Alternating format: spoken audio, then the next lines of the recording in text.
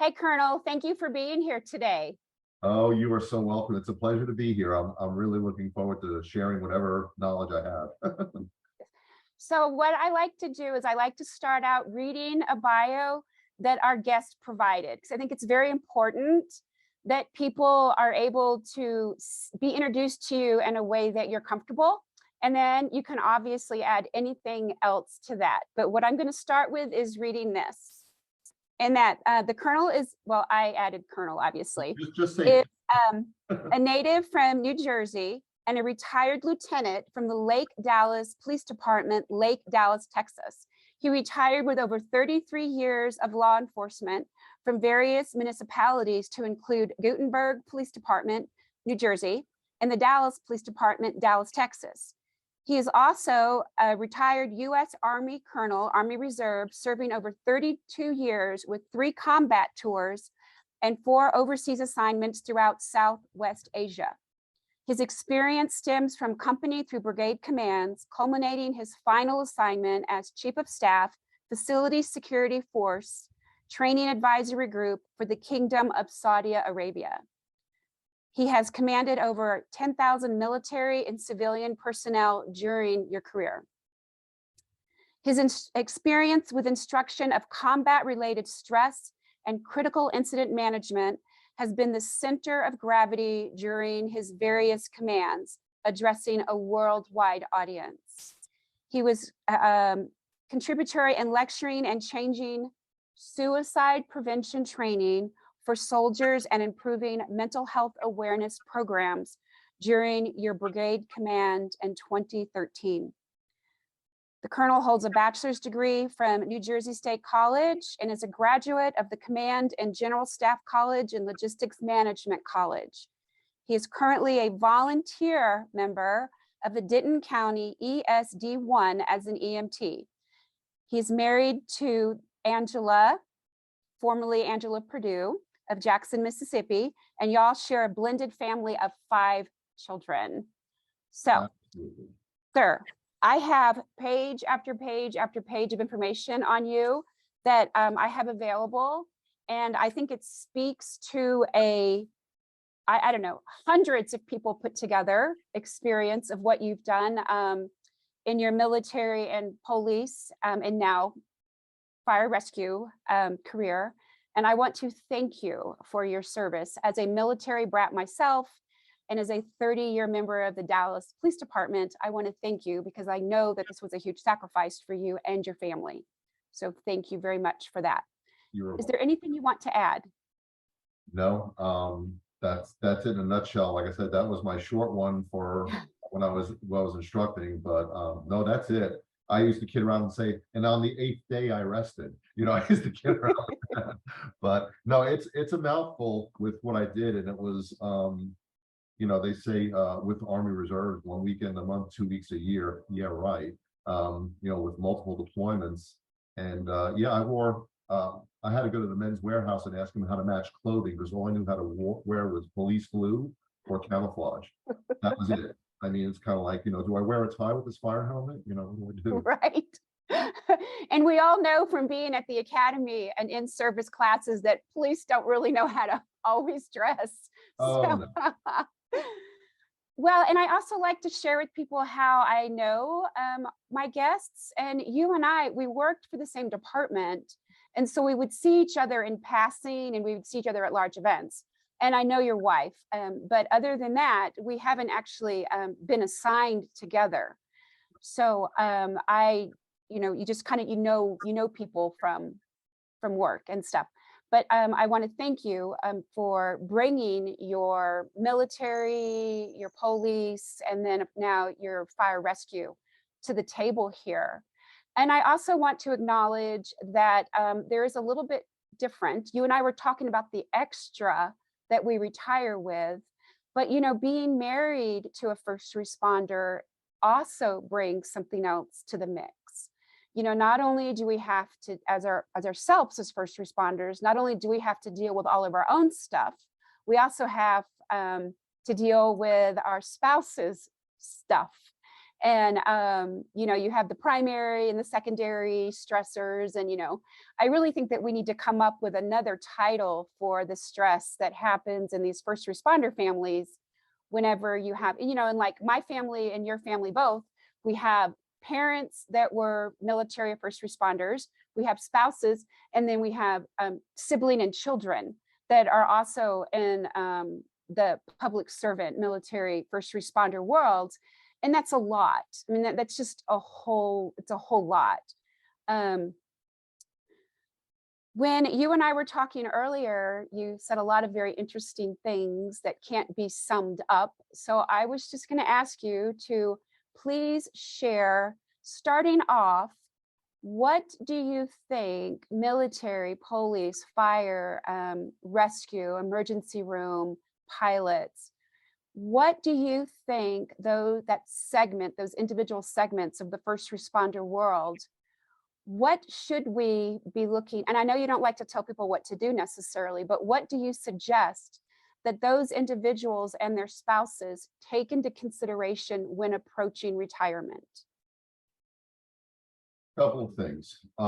Just to digress back, whether you're 10, 15, or 20 years in military police, and I'm leaning back on some of my instruction, I always go back to, there was a picture of St. Michael. It was a modern picture, and he was in, it was the angel wings, but it was blue armor, ironically blue, and he had a shield, and across the shield it said relentless.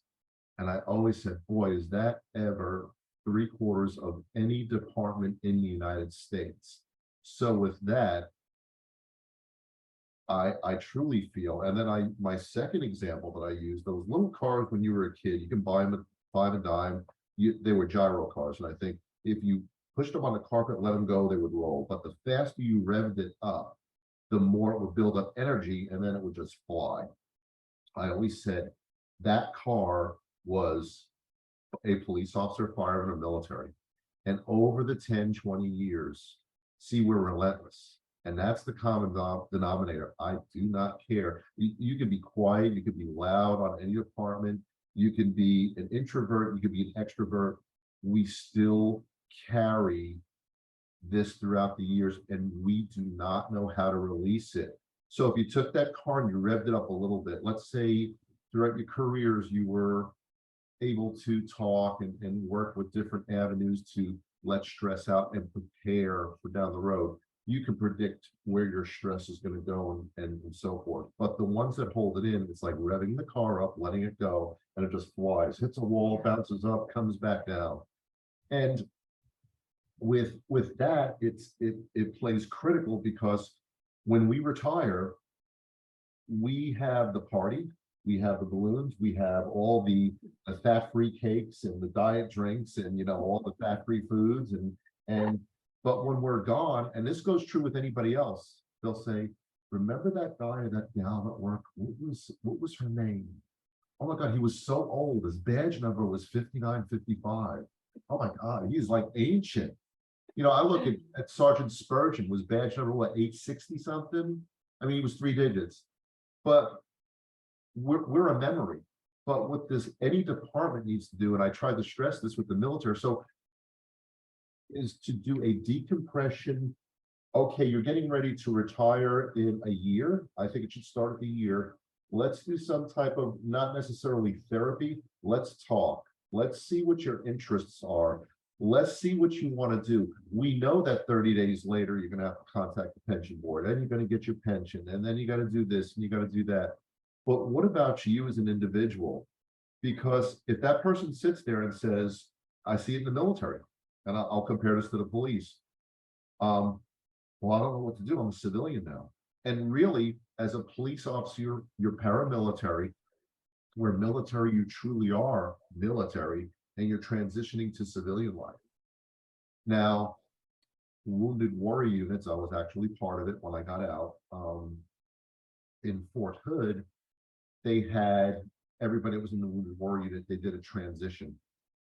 They had companies come in, they had resume writing, introduction to back into the society.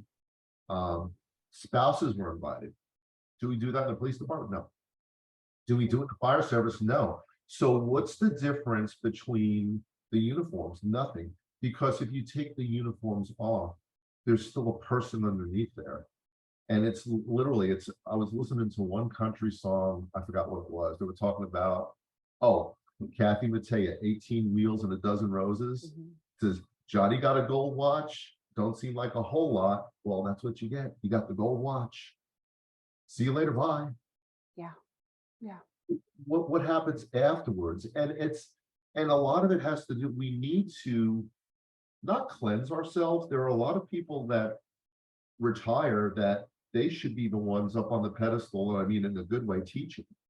They know exactly how to work. They're decompressing. They're going through their faith. They're doing something. They're trying to think, what would my interests be?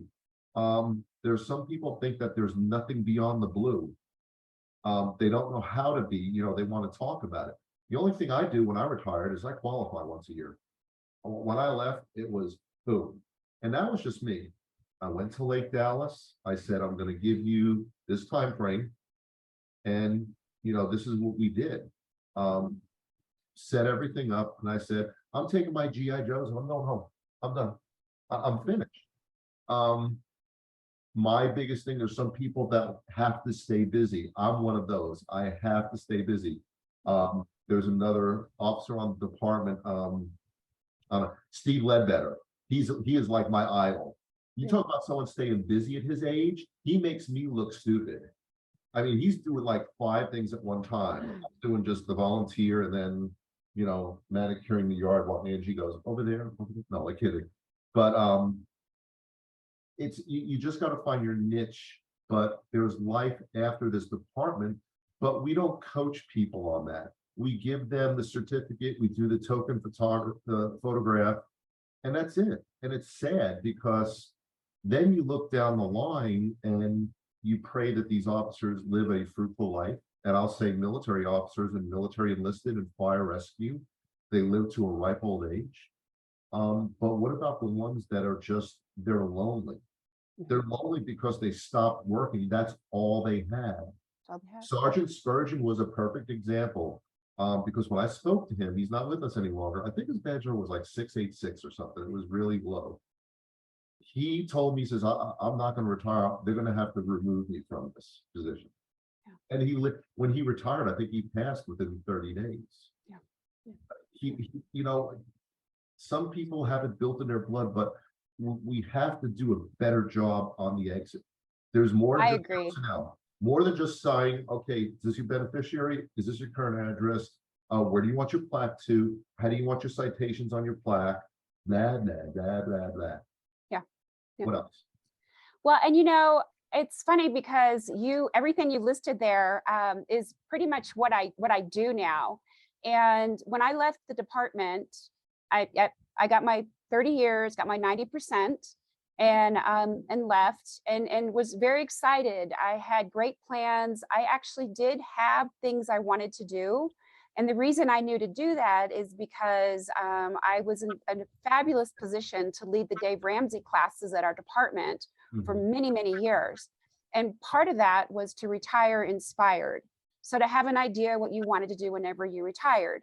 And I knew I wanted to work with plants and I wanted to spend time with my parents and I wanted to build relationships with women and I wanted a solid workout schedule and a daytime Bible study. So I had all these, and I wanted to keep doing my essential oil business. So I had all these things I wanted to do, right? And anybody that knows me knows that I stay very busy and I like a plan. I like a good plan, right? I want to be able to check things off that I've done it. Yes. Well, like 3 days after my last day of going to work, the lockdown happened. And then the riots happened. And with Todd, being full-time SWAT, that was huge on our family. And then my mother-in-law, we knew we were going to lose her and we thought my thyroid cancer was back. And then there was a wildfire here, like I'm up, you can see the background. Actually over my shoulder, the houses that were back there burned down in the wildfires 3 years ago. And one of them is rebuilt and the others haven't rebuilt yet. But all that happened. And it was devastating, of course, but I still knew what I believed in. I still knew what I needed to do in my life. And so I was able to still do some things, even, imagine like the rocky seas around you, but I was still able to stay on course and all. And then a lot of people were telling me, you need to help other people. And I'm like, I don't want to help people. I'm done with people. I'm done. And a lot of people kept saying it. And I realized that, I was watching a lot of people that I loved and really cared for and respected really struggle in their retirement. And I knew the reason why my retirement went smoother than most is because of everything that you just said. I made sure I had community. I made sure I knew what mattered to me. Now, it wasn't engraved in stone. Like, I got a little part-time job at the plant store, and the day that I decided I didn't want to do it, I respectfully resigned, right? And left. But I did the daytime Bible study like I wanted to do. And I realized, I don't really like doing this in the afternoon. I kind of like doing it in the evening. But again, I did what I wanted to do and I tried it. And so that's why I decided to become a life coach, a certified life coach, and a certified retirement life coach, helping first responders, military, and stuff like that. And it's very difficult to watch people struggle. It's very, very difficult to watch them struggle. But you and I and the other people that come on and talk, we can hopefully be kind of like a beacon or a flashlight, kind of put a little bit of light out there. No judgment at all. You and I were talking about people who, go from one department to the next. If that's what they want to do, I let them do it. But like you said, there is life outside of the blue. There's life outside of the camouflage. There's life outside of that, and if you don't have the confidence to look into it, it's not going to happen to you. You have to actually look for it. Right. Now, you say that all you do is manicure the yard and do your volunteer work at the fire department, but I think that you do a little bit more than that. Oh, are you Facebook snooping me now? That's right. Facebook is the best thing around. But you have a very full life. And a lot of that is, and I might be stepping outside of the lines here, but a lot of that is because you say yes to things. You try things and they're not fatal. Failure isn't going to kill you. Right. And that's the whole, like, it was funny how you were talking about like your vision. There's many people on departments that their scope is out to here, but a lot of times when they're retirement, I think everything is going to be almost like when, they tell you in the academy, when you get into the shooting, everything just gets tunnel vision in there. Well, they don't look to broaden their horizons out there. And you're absolutely right. When I left, I said, okay, I tried as an ambassador for the Army Reserve. I figured I could still serve my soldiers, and not a big deal. We were equivalent to a 2-star general. We went through this whole process. We represented the 3-star in Washington over the Army Reserve. He can't be everywhere at once. And I loved it because I'd interview these great kids that were applying for scholarships. And I didn't know when I said, oh, okay, they had a plan. I asked them hard questions and I'd write a recommendation for like a 4-year scholarship. But I figured, well, good luck. And then they told me, no, you're giving them away when you say you recommend them. So it was like, great to help. I'm talking about these kids really, really want to do good. You could feel it in the interview. They come prepared. That was great. But then there was a little bit of falling out with protocols and different things. And I just said, the headache is not worth it. I did what I could do. I left. I tried some more other organizations. Let me try this. I gave them an inch. They wanted 5 miles. I was like, it's not going to happen. I was on one volunteer fire department, which was totally volunteer. I went to EMT school, which was hysterical at 56. I was peepaw in the class. Everybody 19 years old. So I finished that, which was a really challenging school for EMT because they went a step above at the school. And so I wasn't getting the experience at the volunteer department because we were just standing there, we were paper writers. I said, I'm going to lose those skills. Very similar to if you don't qualify with your weapon, well, if you don't use it, you lose it. So I went to Denton County, and that's what I do is, when I go on shift, volunteer, it's just basically very limited in what I can do.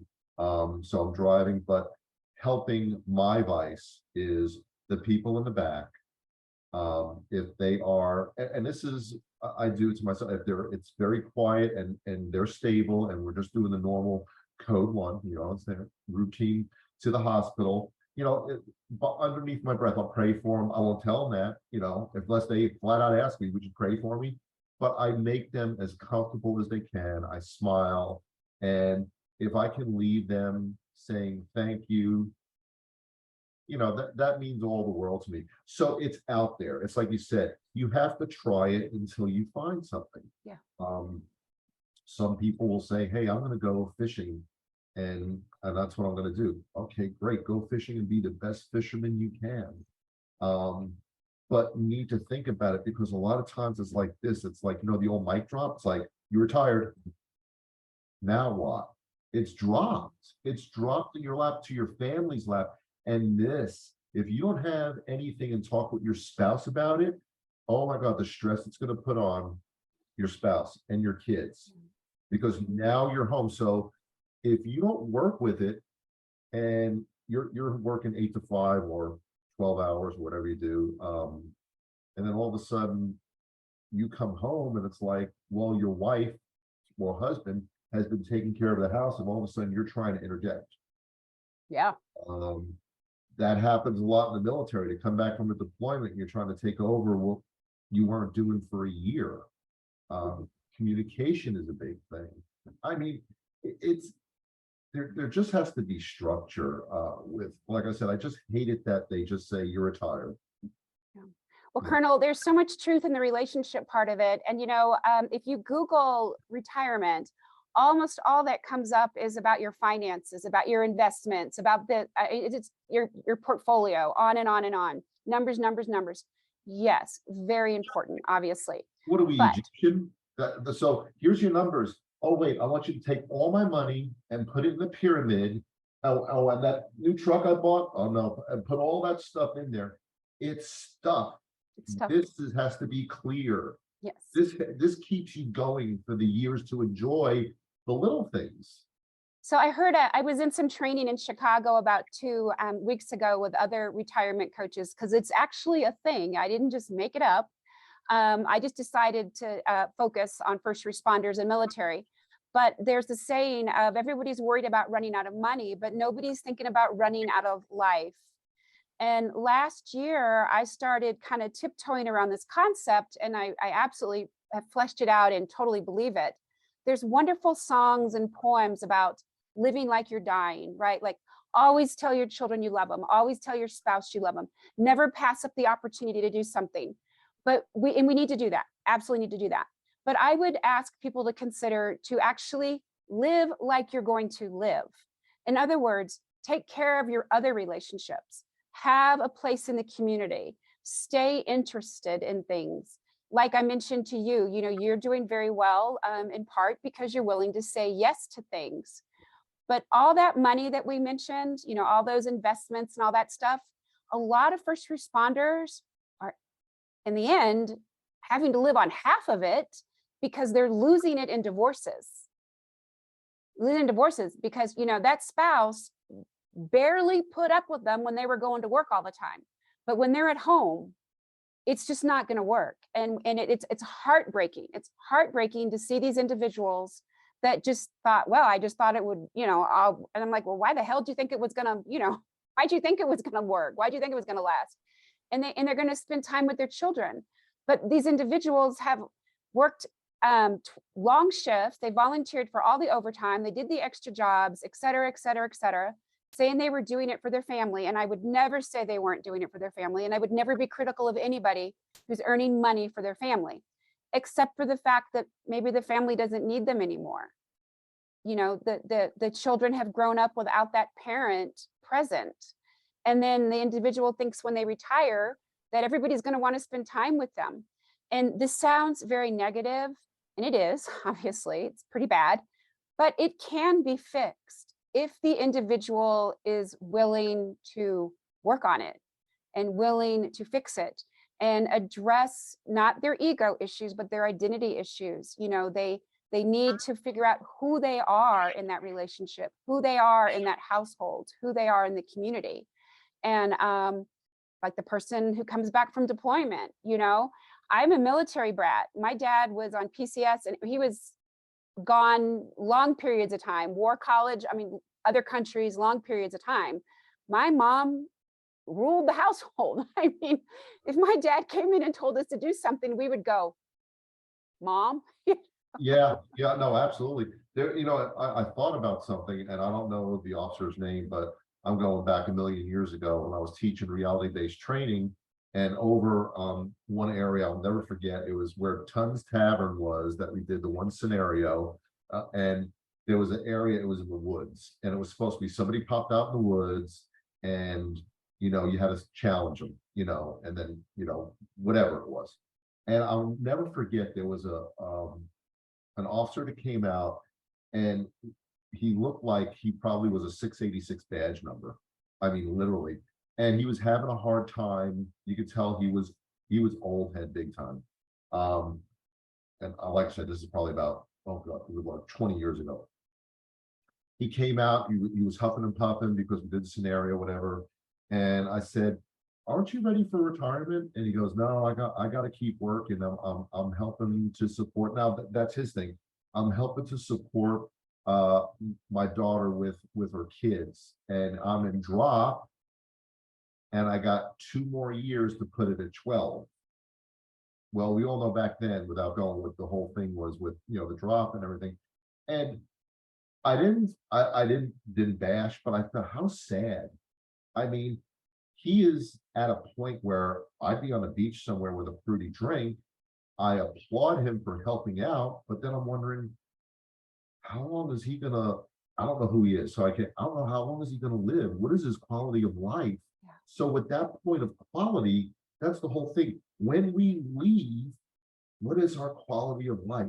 What is it gonna be? Because a lot of them will just say, when I retire, I'll retire. It's like, we still need to follow up with, and I'm going to bring a perfect example with my the firemen at Denton County. They keep me going. They're 26, they're 24. It's like I'm a little kid. I don't even sleep. When I know I'm getting up to go, and I'm on FTO status, that's even hysterical. I'm a 58-year-old on FTO, and I'm almost done. But they said to me, 2 of the guys, this is a funny story. They said, hey, you know how to drive? Because I have my class B to drive the fire engine. And he goes, are you familiar with driving code 3? I said, I dabbled in it for 32 years. He goes, oh yeah, we forgot. So I don't get excited going code 3. It's just, you got to look everywhere while you're going.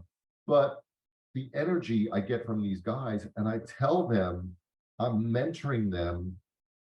It's more than just helping them out. So in volunteers, I don't count on their manpower.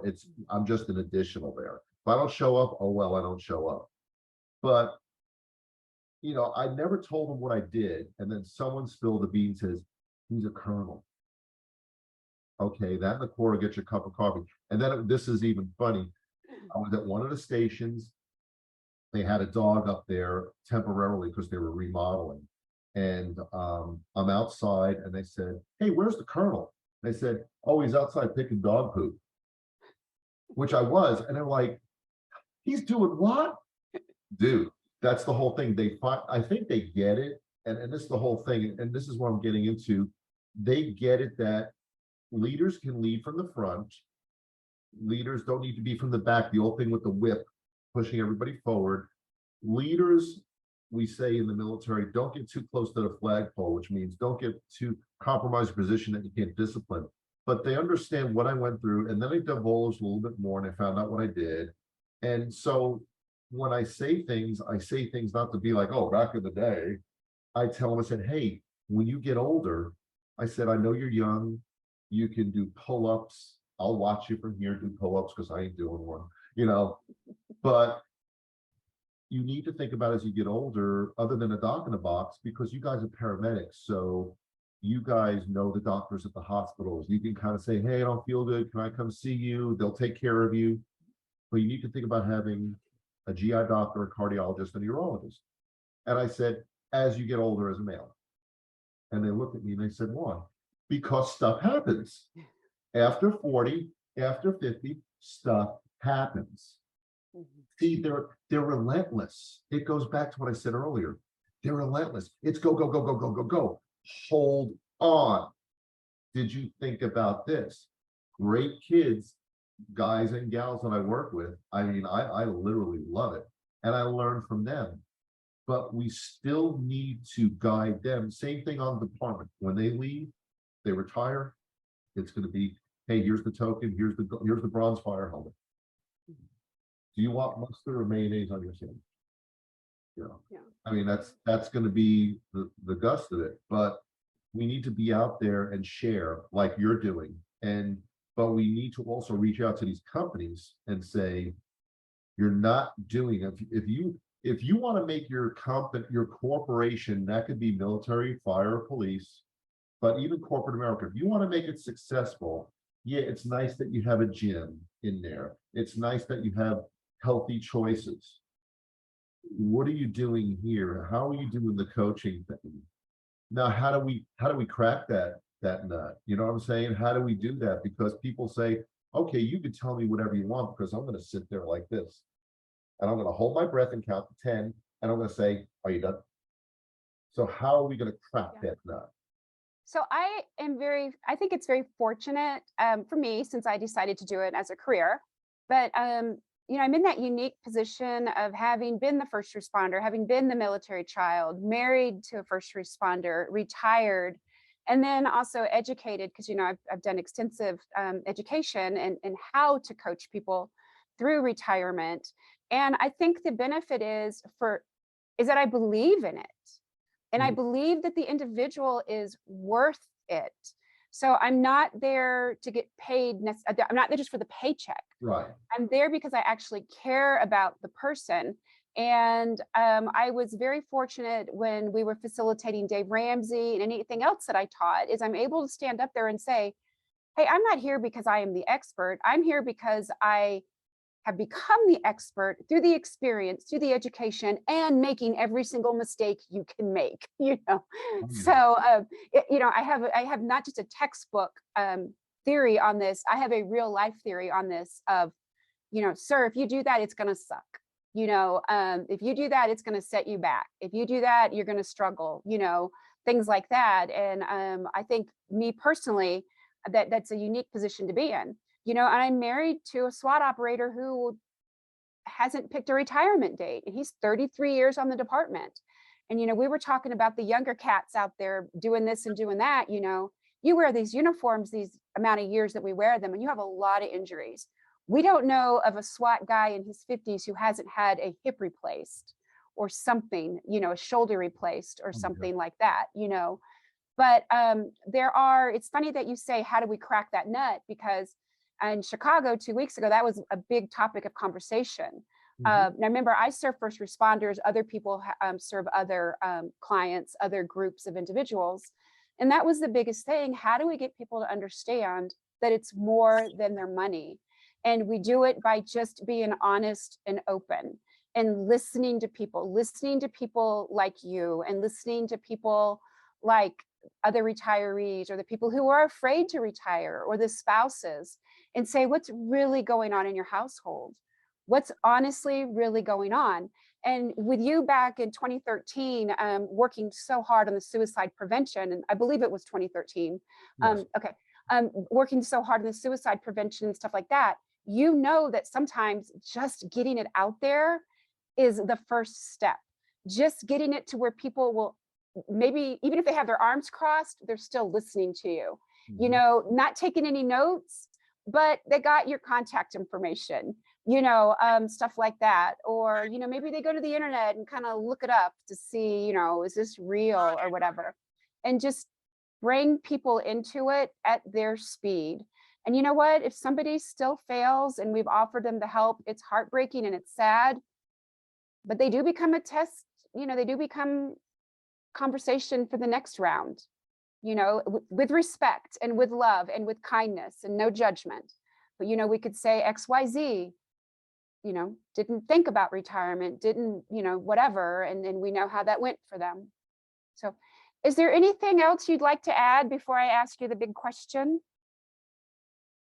No, I think I can beat that. That was my biggest thing, is the retirement is just so check the box and out the door. It's kind of like, there you go, there you're gone. That's one thing that consistently, like I said, I'll leave with that, needs to be worked on. But I think one of the things is that needs to be taught, and that's why I was very passionate about it when I was doing it at CPI, and then I was teaching it at some other venues. Is that we are not relentless. We are, I'm trying to think of the proper word, vulnerable to different things that can happen to us. We can't hold everything in. We are in a career that is can be extremely toxic to our relationships and to our family. We need to understand that we don't have this, people think we put our vest on, everything bounces off per se, but there's still everything else that surrounds that caused that crisis or that incident to happen. And then we also need to think about, and if we don't have a program, but we need to have people, coaches, whether on a department, say, hey, you're getting to retire, let's sit and talk, and please, do not put a checklist in front. Then it sounds like you go in front of like the department psychologist. Just go, so hey, just want to talk to you, what's your plans? Obviously I can't offer you a job, I'm just curious, did you think about this and think about that? Someone who can help open their eyes. Wow, give them a 20-minute and maybe make a difference in 20 minutes. It worked for me in 2013. I had 3 pull-up and I mean, without, I don't want people to know, 3 just came for help. And it was extremely critical. And even the chaplain said, this was an eye opener, because we're always checking the box. And the perfect example was, remember the training? Because I was a central my entire career. You'd sit there, sort of be like, all right, y'all need to go online and sit there. And some of them would figure out, okay, I could just go dun, dun, dun, dun, check down the box, or sit there. So what'd you do for coffee? Oh, next question. Hold on. Okay. So where are we gonna go have a 50? Oh, hold on. Oh, I'm done. I gotta go check the car out. It's always checks. There's no communication. It's funny you say that, sir, because one of the things that I do is it's a proven system. It's been around for years and years and years, and it's worksheets, but it's not checking boxes. It's very simple questions. And when I first saw these, because I have the legal right to use this licensed paperwork, but I looked at it and I'm like, I'm not going to ask these guys these questions. These are so great. These are simple questions. And my coach said, just trust me. And so when I started coaching people with these questions, I even would say, these are really simple questions. I'm so sorry. And they would get to like the 3rd thing and they go, I can't answer this. And I'm like, what? They're like, I can't answer. This is asking me to think. And it's so simple, but it's asking them to think. And it's not just, like you said, checking the box.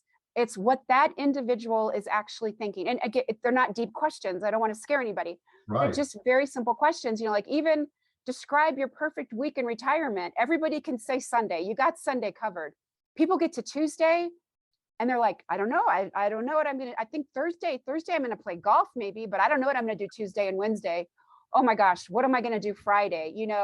And I'm like, that's the 2nd worksheet. We got 6 more to go, But it's just because it's not checking boxes.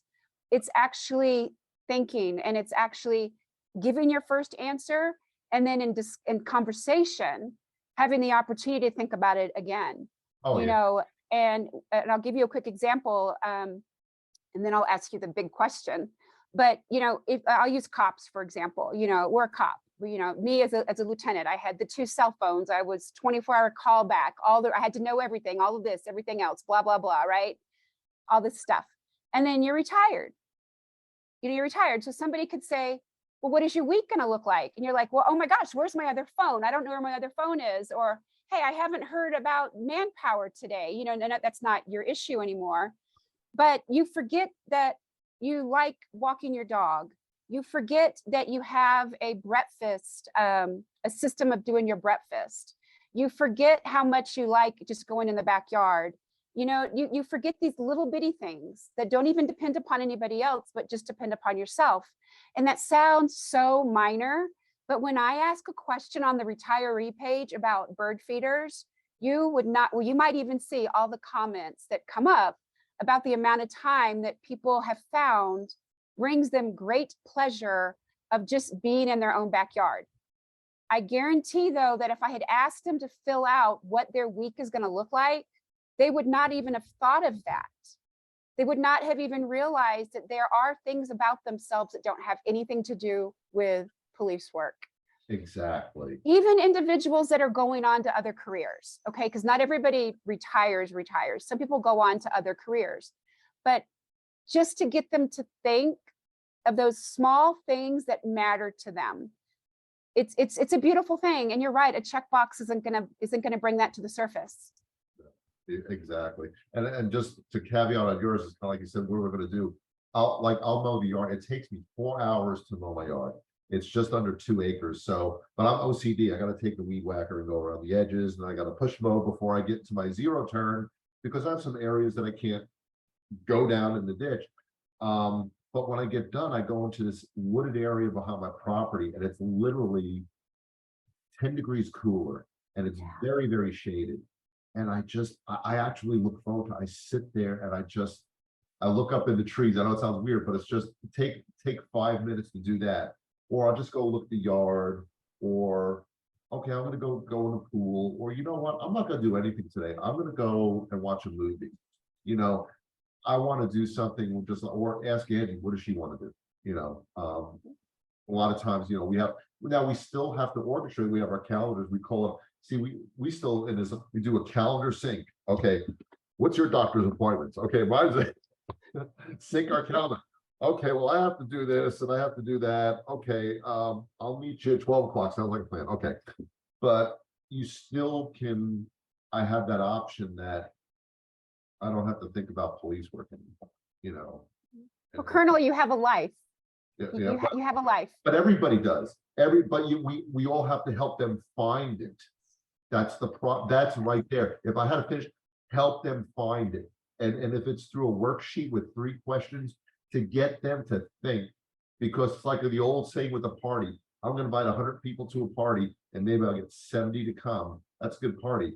Well, if you go help 100 people retired, and even if it was like 5 or 10, like the thing with the starfish, millions of starfish are washing ashore. This little boy is up there and he's taking the starfish, he's throwing them back in, And the guy goes to the kid, he says, what are you doing? He goes, I'm saving these starfish. He goes, there's impossible for you to save these millions of starfish. How are you going to make a difference? He picks the next one up and he throws it. He goes, I just did. And that's how. I love it. Perfect. Absolutely. We did that with Dave Ramsey. People are like, you can't get everybody debt free. You know what? We got a whole lot of people debt free. Well, they did it themselves, but the department allowed them to do the training and to learn about it. But yeah, absolutely. Okay, so the big question, and this is Todd's favorite question to ask all of our guests, and that is, how does the Colonel want to be remembered? Serving others. See, even the dog agrees. I know, that was perfect timing, wasn't it? That was perfect. And my bird agrees. My bird's in the background. Yeah.